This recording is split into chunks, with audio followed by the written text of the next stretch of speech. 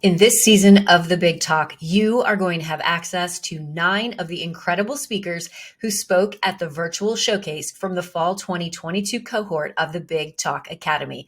Be sure to tune in to all 9 so that you can be fully inspired and see how these change makers, influential voices, and thought leaders are making a difference in the world.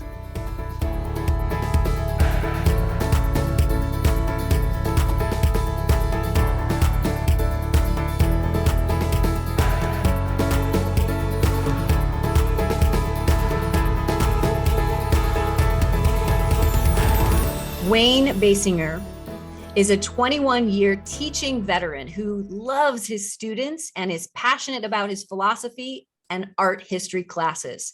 He has presented at numerous educational conferences. Wayne just published his first book, Just Give Up: 13 Toxic Mindsets to Give Up Instead of Your Teaching Career.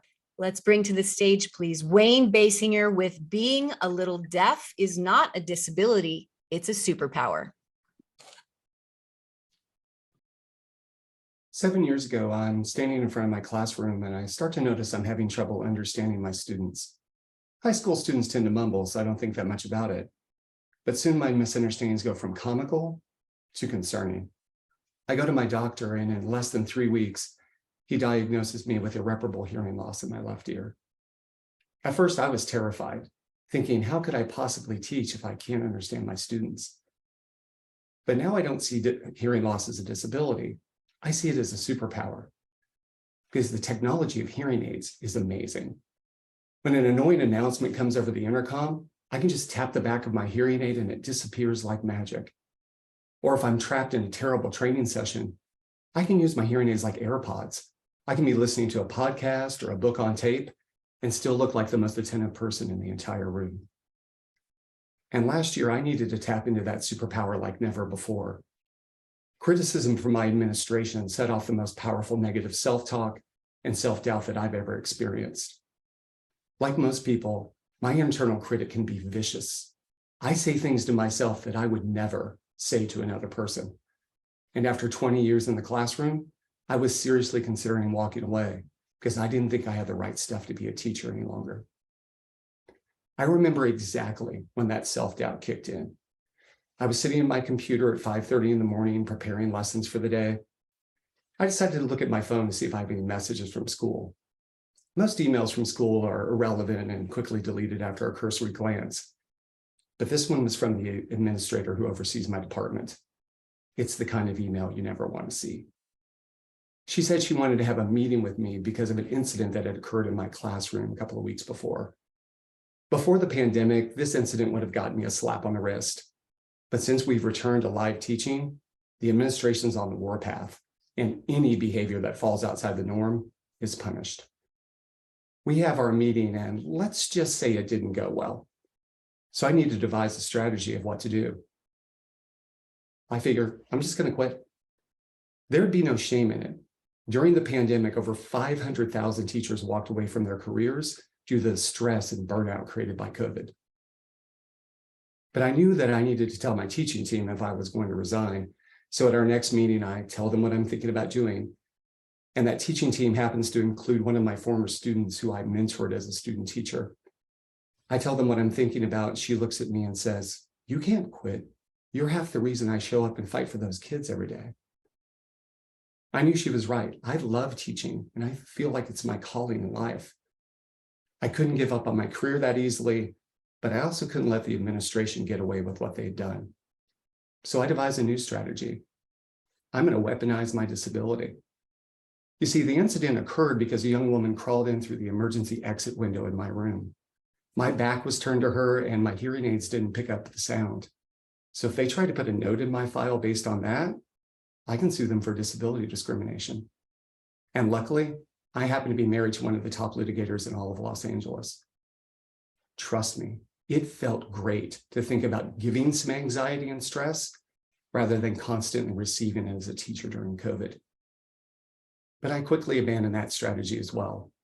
I see filing those lawsuits as a pathway to bitterness and resentment rather than one to insight and enlightenment. So I realized my third and only real option is to tackle my self-doubt.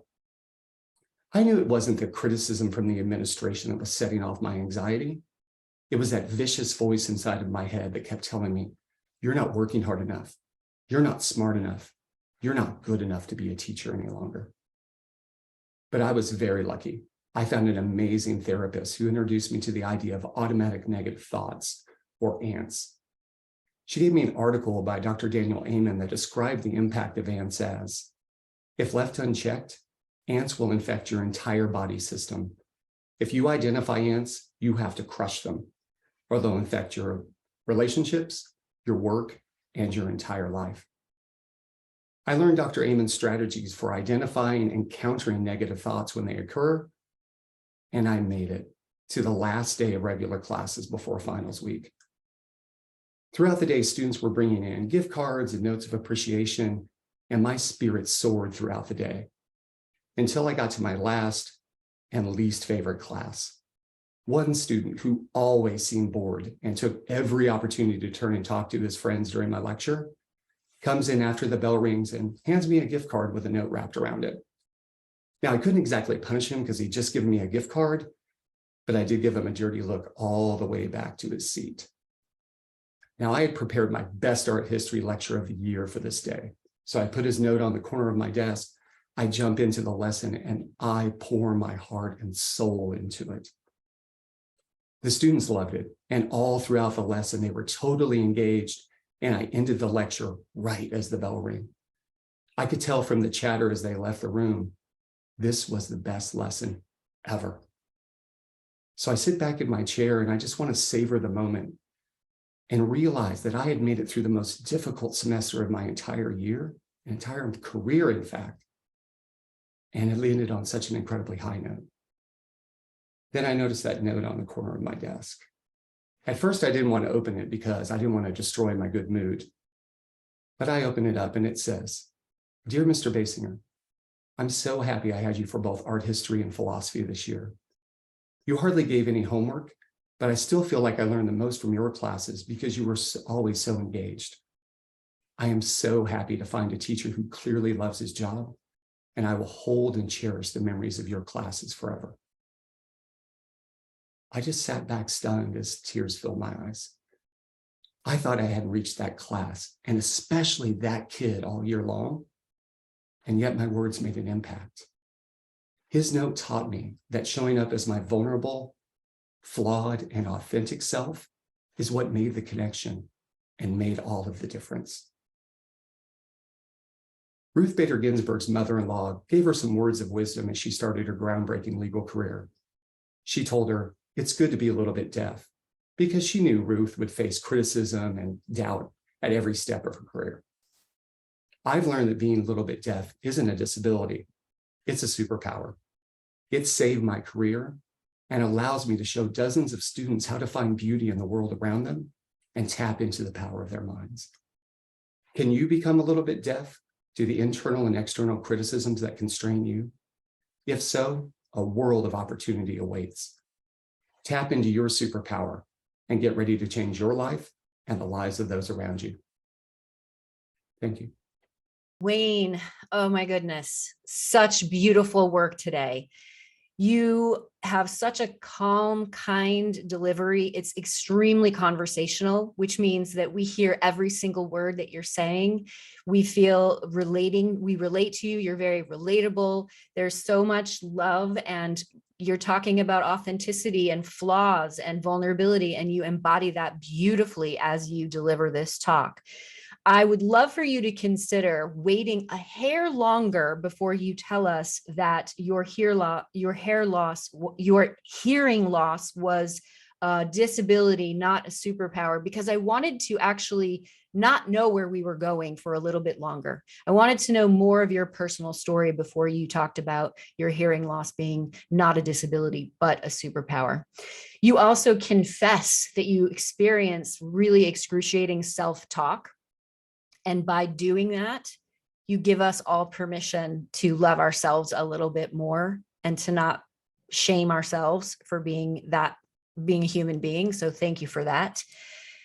Something to know about yourself as a speaker, as a performer, at least in this moment in time, is that you like to hang left. You like to spend, you're magnetized to the left part of your stage a little bit, right? So just know that you tend to gravitate that way. So really make sure you ground yourself into center, unless you're making a decision to do choreography.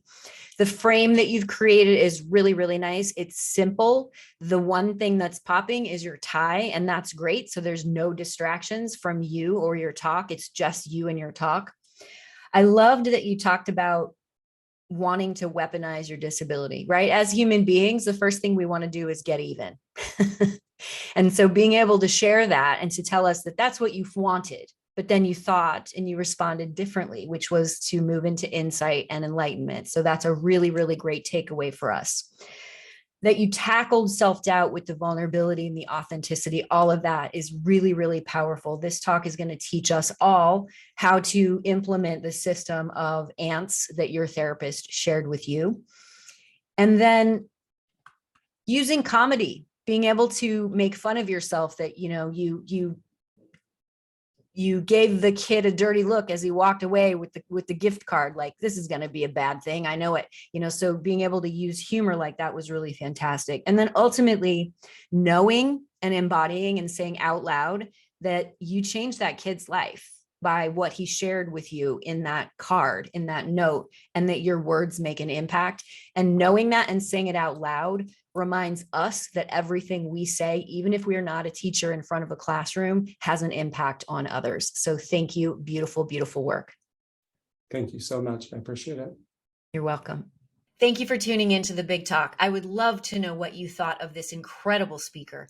And if you have not yet subscribed, go ahead and subscribe and hit that notification bell so that you can get access to all of our upcoming episodes. And if you want to be on my big stage, go to thebigtalkacademy.com and give yourself an opportunity to also speak on the virtual showcase stage. Mwah. Big love, everybody.